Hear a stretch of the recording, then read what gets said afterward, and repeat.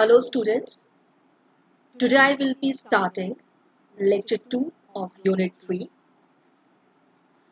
The unit 3 is comprising of marketing channels and pricing, and the topics which I am going to cover today is pricing methods. See, the pricing of any product it's very complex, and after deciding the price a number of factors has to be considered and a lot of research has to be done, and it is a risk taking ability and understanding of the market and consumer. After doing all these homework, the company now work upon the how to decide a price, what method has to be chosen to determine the price.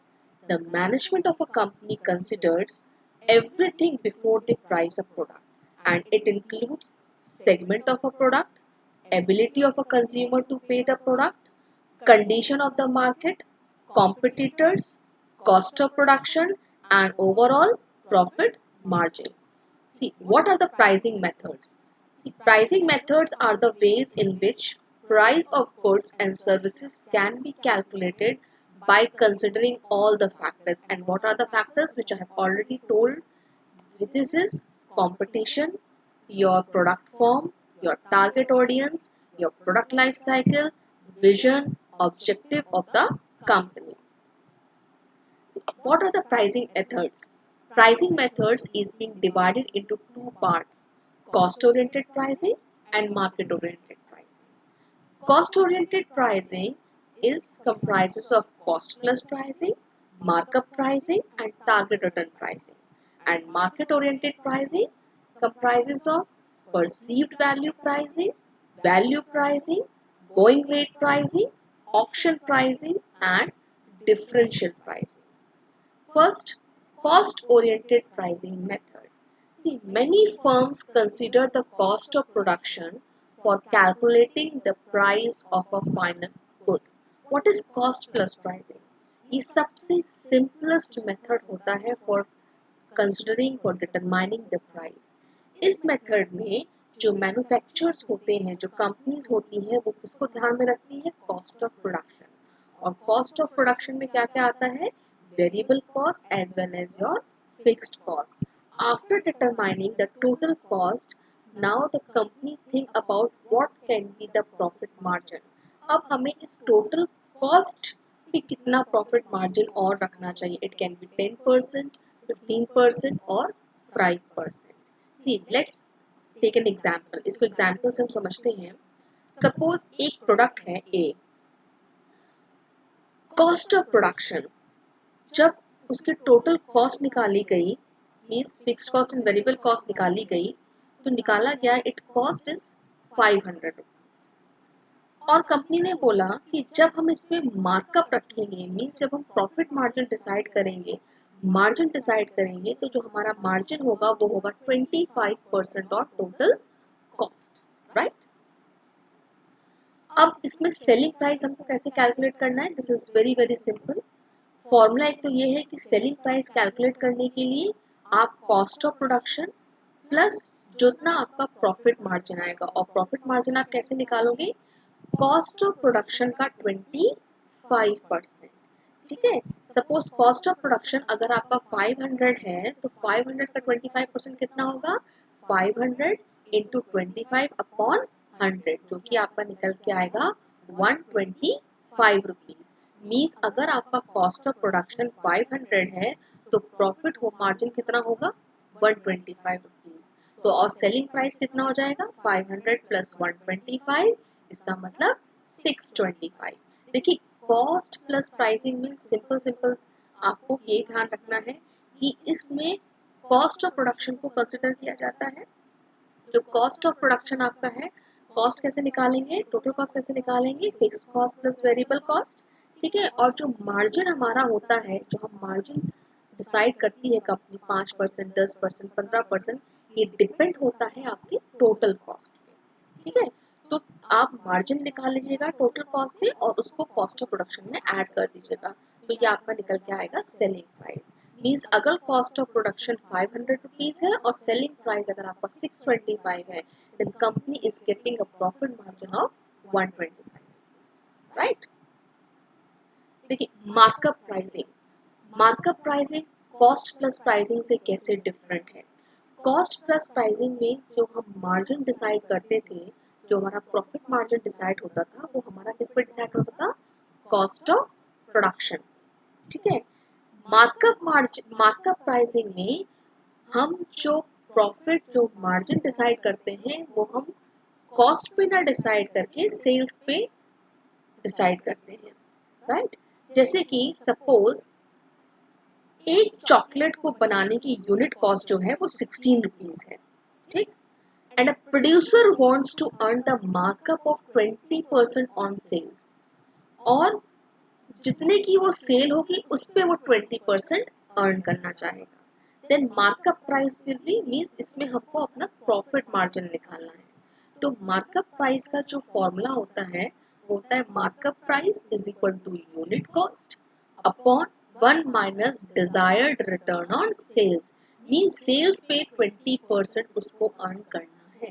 तो यहाँ पे unit cost कितनी दे रखी है, यहाँ पे unit cost आपको दे रखी है 16 rupees upon 1 minus desired return on sales कितना है, सेल्स हमको भी निकालना है, ठीक है। तो डिजायर्ड सेल्स ऑन रिटर्न आएगा आपका 20%, ठीक है। तो 0.20, अगर आप इसको सॉल्व करेंगे तो ये आपका आ जाएगा 20 रुपीज, राइट। मार्कअप प्राइस का मतलब पड़ता है कि मीन्स अब कंपनी को एक चॉकलेट 20 रुपीज में सोल्ड आउट करनी पड़ेगी in order to earn a profit of 4 rupees. Markup price means इसमें हम सेलिंग प्राइस निकालते हैं, मार्कअप प्राइस निकालते हैं, ठीक है। तो आपकी कॉस्ट थी इसमें 16 रुपीज, ठीक। 20 रुपीज में आप सोल्ड आउट करोगे, in that case the company will be earning a profit of rupees 4 per unit. Now target return pricing, देखिए टारगेट रिटर्न प्राइसिंग का वर्ड पे फोकस कीजिएगा, टारगेट रिटर्न। टारगेट रिटर्न का मतलब द कंपनी सेज कि मैंने जितना भी इन्वेस्टमेंट किया है बिजनेस में, ठीक है, मुझे उसका उस अमाउंट इन्वेस्टमेंट का, अमाउंट इन्वेस्टेड का, उस कैपिटल का 10%, 15% या 20% रिटर्न मिलना चाहिए। किस पे मिलना चाहिए, from the sale of goods and services, right. तो इसको हम लोग ROI मेथड भी बोलते हैं, this is also known as rate of return, return on investment pricing also, right. देखिए एग्जाम्पल, सपोज एक सोप मैन्युफैक्चरर था, उसने अपने बिजनेस में इन्वेस्टमेंट किया 1 लाख रुपीज का, ठीक है, एंड ही एक्सपेक्ट्स 20% ROI। और जब उसने 1 लाख का इन्वेस्टमेंट किया, उसकी एक्सपेक्टेशन थी रिटर्न ऑन इन्वेस्टमेंट की कि उसको 20% मिले। तो 1 लाख की कैपिटल इन्वेस्टमेंट पे ही वांट्स टू अर्न 20,000, क्योंकि अगर 1 लाख का 20% निकालेंगे तो 20,000, he wants to earn a return of 20,000, ठीक। जो उसने टोटल यूनिट सोल्ड की सोप्स की, वो सोप्स की यूनिट सोल्ड की 5,000। नाउ ही इज सेइंग कि अब मुझे आप ये बताइए कि टारगेट रिटर्न प्राइस कितना होना चाहिए। टारगेट रिटर्न प्राइस का मतलब है कि how much at what price I should sold it, ठीक है। देखिए यूनिट, जो टारगेट रिटर्न प्राइस कैसे निकालते हैं, unit cost plus desired return into capital invested upon unit sales। तो यूनिट कॉस्ट कितनी थी, 16 rupees, I have taken from the previous question, ठीक है, 16 रुपीज। और डिजायर्ड रिटर्न कितना चाहिए, 20%, ठीक। तो 20% को आप 0.20 लिख सकते हैं। कैपिटल इन्वेस्टेड कितना है, 1 लाख, ठीक है। तो 1 लाख का 20% 20,000 आ जाएगा। और यूनिट सेल्स कितनी है, 5,000। तो 20,000 डिवाइड बाय अगर 5,000 करेंगे, इट इज गेट 4।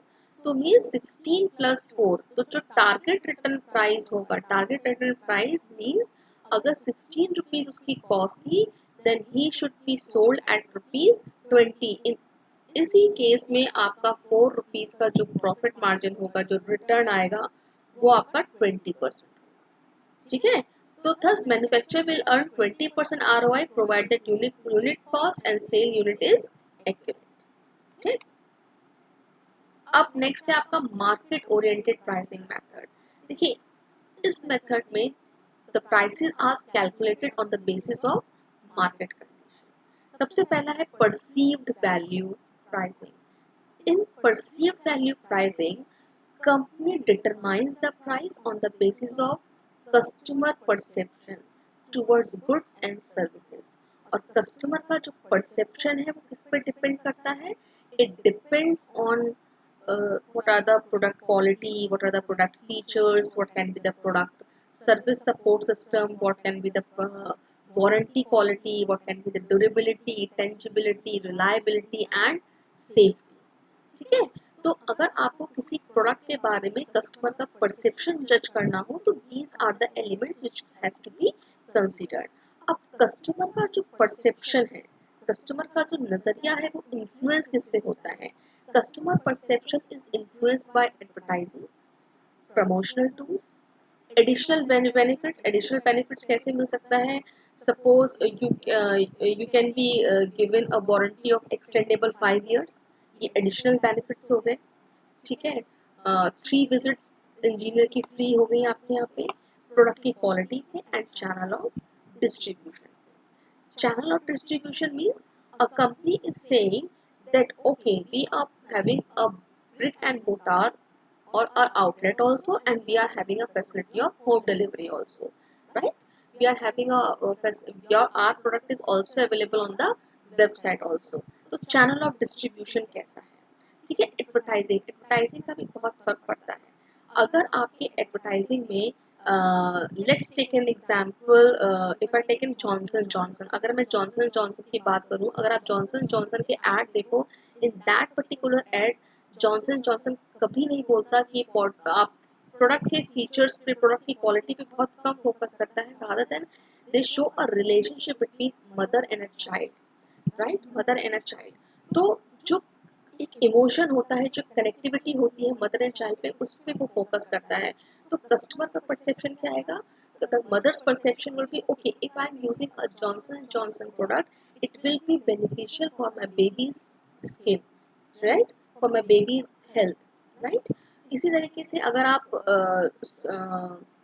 बॉर्नविटा का ऐड देखें तो बॉर्नविटा के ऐड में क्या देखा जाता है, या फिर डाबर च्यवनप्राश के ऐड में क्या दिखाया जाता है? Okay, if the kid is consuming Bournvita, he is providing DTH,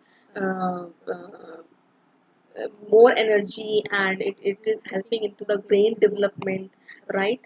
And if you take Dabur Chyawanprash, it is improving the immunity system.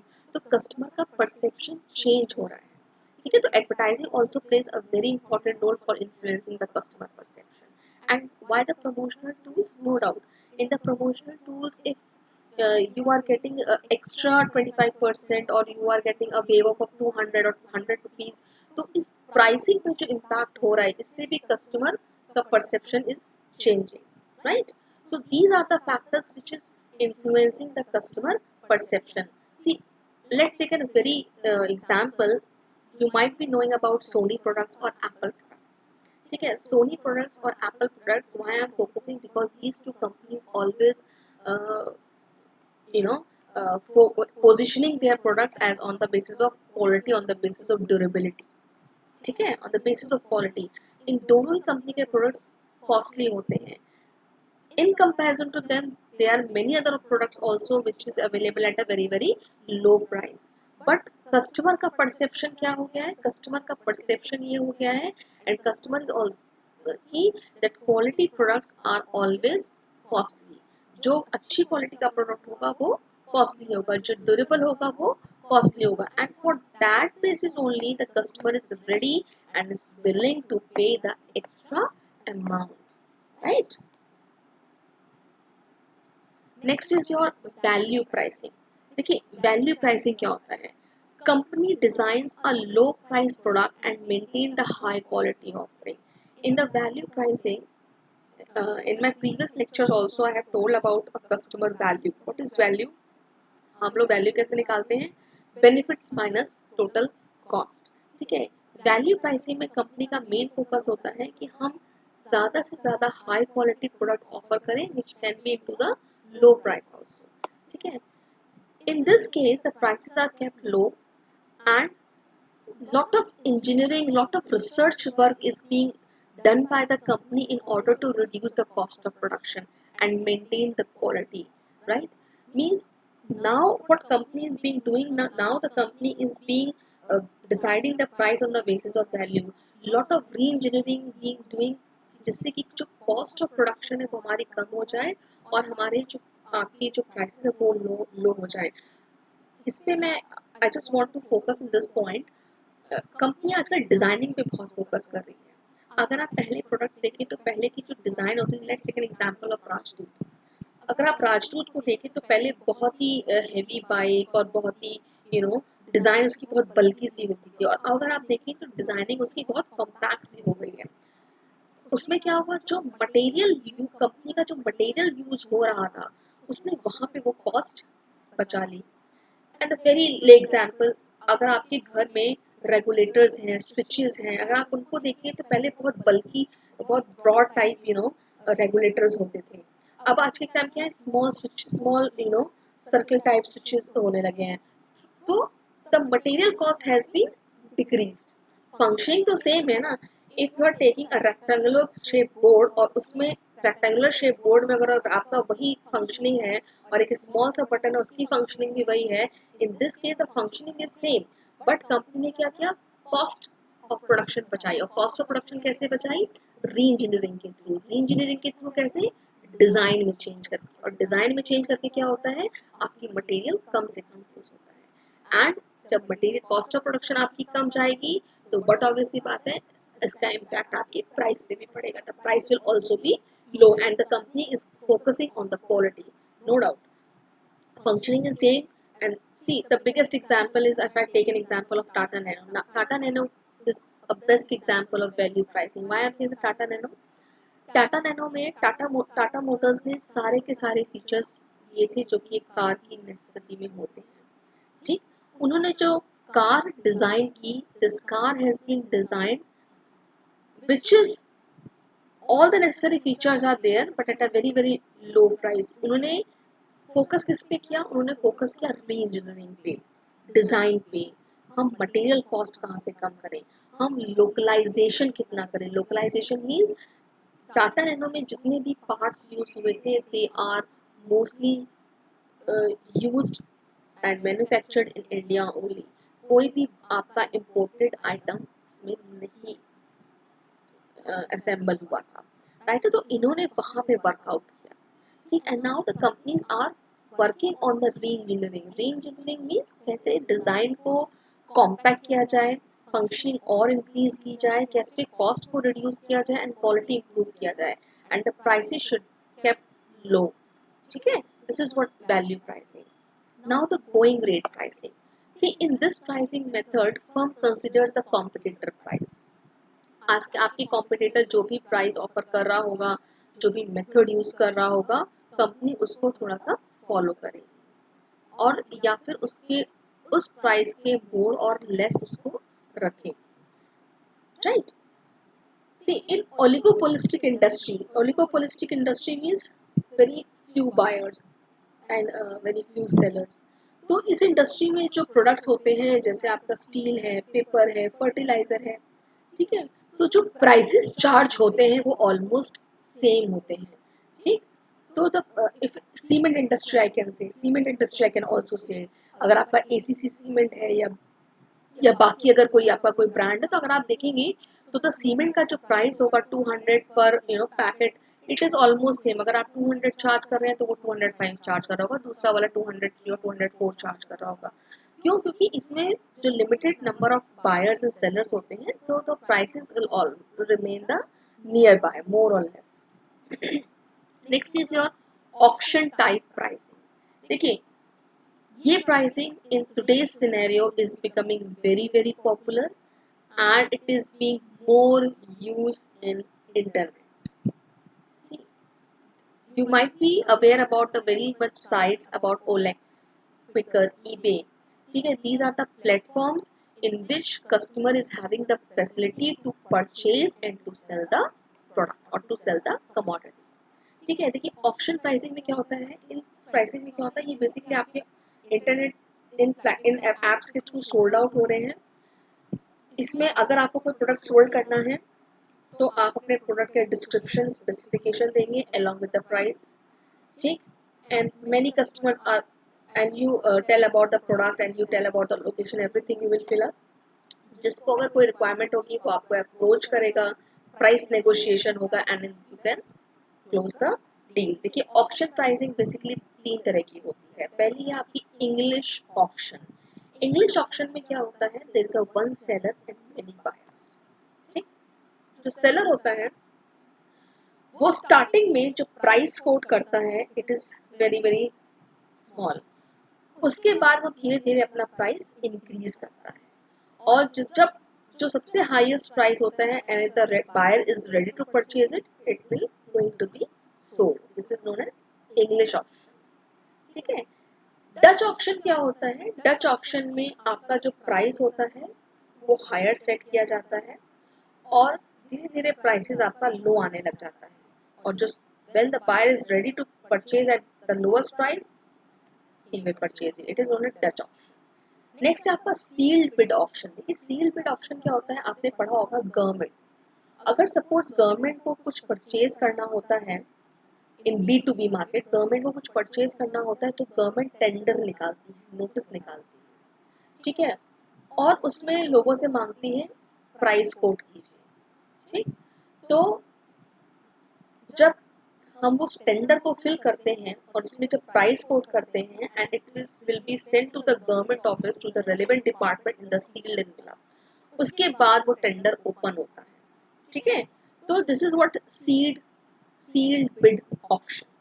ठीक, इसमें ओपनली नहीं होता, इसमें सारे के सारे हर एक पार्टी अपना एक अलग प्राइस कोट करती है and it will be sent to the sealed envelope and will reach to the relevant department. Next है आपका डिफरेंशियल. देखिए डिफरेंशियल प्राइसिंग का मतलब होता है आप डिफरेंट ग्रुप ऑफ कस्टमर से डिफरेंट प्राइसेस चार्ज कर रहे हैं. Means for and the prices which you are charging from different customers, it varies on time, area and product. Right? If I take an example of mineral water, अगर आप mineral water की बात करें, then mineral water which is being charged at retail shop, which is being charged at railway station, which is being charged at Taj Hotel, which is being charged at shopping mall, the prices are different, right? And the prices are different on the basis of group of customers. ठीक, और ये किसके basis किस पे depend कर रहा है, ये एरिया पे डिपेंड कर रहा है. ठीक है, means on the basis of location. If I say on the basis of time, time अगर सपोज आज के टाइम की समर है और अगर आप इसमें एसी या रेफ्रिजरेशन लेंगे तो बट ऑब्वियसली बात है the price would be higher. और अगर आप यही चीज आप विंटर्स के टाइम पे लेंगे the prices would be lower because demand ही नहीं होगी. ठीक है, तो it is what time pricing. ये टाइम का टाइम के अकॉर्डिंग इसका प्राइस का डिफरेंट. ठीक है, then if I take an example of location pricing. अगर मैं लोकेशन प्राइसिंग की बात करूं, let's take an example.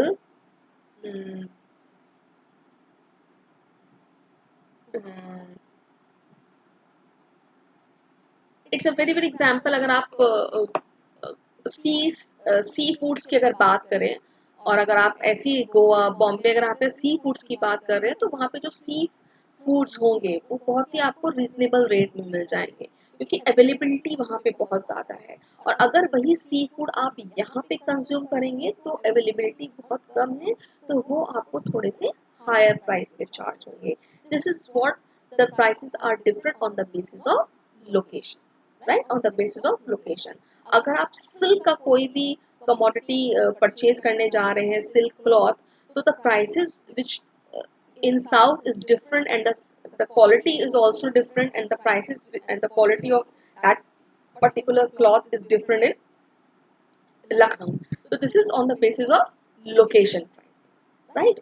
And students, I hope you people would have understand this topic, pricing method, right?